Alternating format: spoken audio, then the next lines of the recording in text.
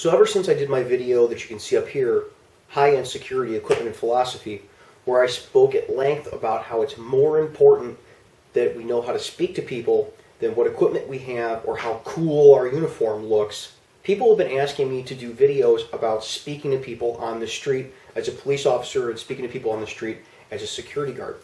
There's two different issues to understand with speaking to people on the street as a police officer. There's the art of it and the science of it. And you have to understand the science before you can really get into the art and understand that. So today we're going to look at the very beginnings of the science of speaking to people on the security as a police officer. All right, man, take a seat, buckle up. We'd start with orientation of the car here, but we got calls pending and we got to get to them. So we're rolling. We're going to have to learn on the way. All right, So the two metrics we're going to talk about today in relationship to speaking to people on the street as a police officer, as a security guard, is attitude and education. And these are two very separate things, and there's a lot of overlap between them often, but the problem is that people often confuse these as being one and the same. So we're going to look at education. We're going to look at a person who has a doctorate level education, those people that go to school and get $200,000 in debt to put a DNR in front of their name or PhD at the end. And then Uncle Rufus, who sits on the front porch picking a banjo, who does nothing but get drunk all day and never graduated the 6th grade. And then over on the attitude side, we're going to look at Rambo up at the top, who has very few interpersonal skills and is highly aggressive. And then the Walmart greeter at the bottom, the kindly person who wants nothing but to be your friend. So let's start off with education. I recently took a class where the instructor suggested that we speak to everyone as though they have a 4th grade education. Now here's the problem with doing that. When we speak to people as though they have a 4th grade education, that they're all the way down here at the dumbest level of the education spectrum for adults in the United States, what we're going to do is this person, Uncle Rufus down here, might not be upset at all that we're speaking to him like that. He's probably used to being spoken to like that, but we are going to upset the people who are doctors or who are very intelligent people who are just going to think that we have mistaken them for an idiot. Now, the argument that instructor made at the time was that if we speak to people at too high a grade level, if we use words that are too large for them or compound sentences that are too compound for them, they won't be able to understand what we're saying. Now, here's my contention.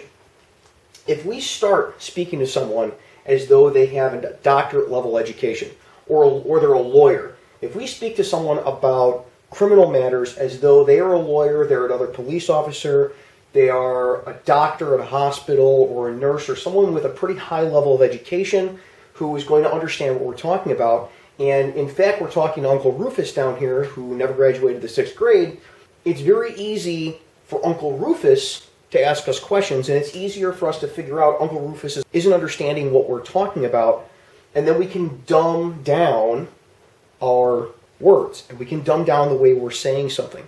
It's a lot easier to start off saying, all right, well, what you're going to have to do is come into the station and get a packet for an order of protection. You're going to have to take it over to the courthouse and see if you can talk to the state's attorney's office and get a warrant issued for that person's arrest. If we tell someone that, and they are a highly intelligent person, they've been in the criminal justice system before, or they understand the law, they're going to be able to easily say, okay, well, that makes sense, and we don't assume they're an idiot. We're not upsetting that person by assuming that they don't know what we're talking about.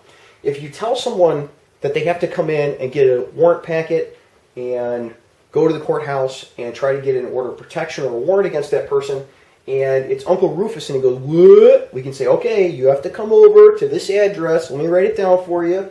Over here, do you have Google on your phone? Okay, that's cool. All right, I'm going to write this address down. You come up to the police station with this little card, and you're going to talk to a detective up at the front desk, and they're going to look over the report, and they're going to give you some paperwork. You have to take that packet of paperwork over to this other address, yada, yada, yada, yada, yada. If we start off with the person assuming that they have a 4th grade education level, and it turns out that they are a doctor or a lawyer or someone with a high level of education, someone who reads a lot, someone that's very into the law, they are going to think that we're assuming that they're an idiot.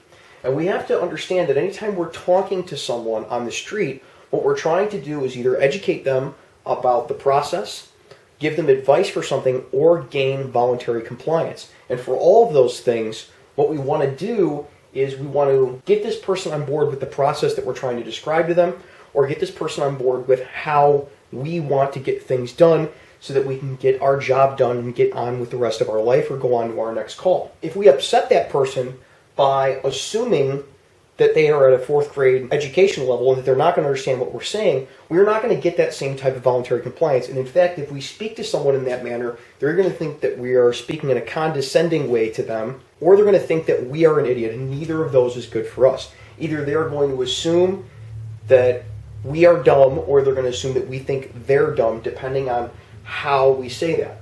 And that brings us on to attitude. There's an old saying, if all you have is a hammer, everything starts looking like a nail. And the problem is that we get a lot of guys who think this is the only way to accomplish the task. They show up on scene, whoa, I'm in charge, I'm going to tell you what's going to happen, and then when they meet resistance to that, then they try to go down to being the Walmart greeter and wanting to be everybody's friend, because they've learned over the years that this is just the easier way to accomplish their task. And if your only task is clearing that call as quickly as possible, then yeah, I guess that's a viable method, but it's not a method that I would suggest. If we start off at the Walmart greeter mode on every scene, then we have the opposite problem. We have a situation where something needs to be taken care of. It needs to happen immediately so nobody gets hurt or gets hurt any worse than they are, and we can gain control of the situation. And what we have is someone that's saying sir and ma'am, and maybe saying sir and ma'am louder, but not really getting anywhere. So we have to select our attitude level that we're using based upon the totality of the circumstances that we're seeing on the scene. But there's one thing that we need to think about when we're selecting it, so that way we have a better chance of getting a positive outcome to the call. And that is that it is always easier to ratchet up our attitude than it is to bring it back down. If we come on scene and we immediately start off in Rambo mode, it is very hard to then be somebody's friend a couple minutes later and get voluntary compliance out of them. Could it be done? Sure, it could be done, but it's a lot easier if we start at the lowest end of the scale that we think is going to work, and then we can push up from there when we have an issue. Now, people very often jump to Rambo mode when they show up on a domestic and there's two people screaming and yelling at each other, and they get between them and start screaming back at them and fighting with them, and that is actually the topic of our next video on this series, is dealing with two people who are arguing and applying the education versus attitude issues going on here to what we're doing on an actual call. If you like this type of content and the message it sends about law enforcement and reasonableness, check out the Patreon page. Throw $1 over there. Every little bit helps me do things like get kind of a little quasi-studio in my garage where I can try to explain things a little better in the abstract, and it helps me upgrade my equipment so maybe one day the audio will be a little bit better. Until next week, you guys be safe and take care of each other. I'd like to thank all the Patreon supporters, and especially the shift supervisor level Patreon supporters that we have listed here. Your contributions are what allows free field training to continue on and become better. Thank you. Well, if you like that video, go ahead and subscribe, because there's a whole lot more to come. As soon as I finish up these calls, go 10-8.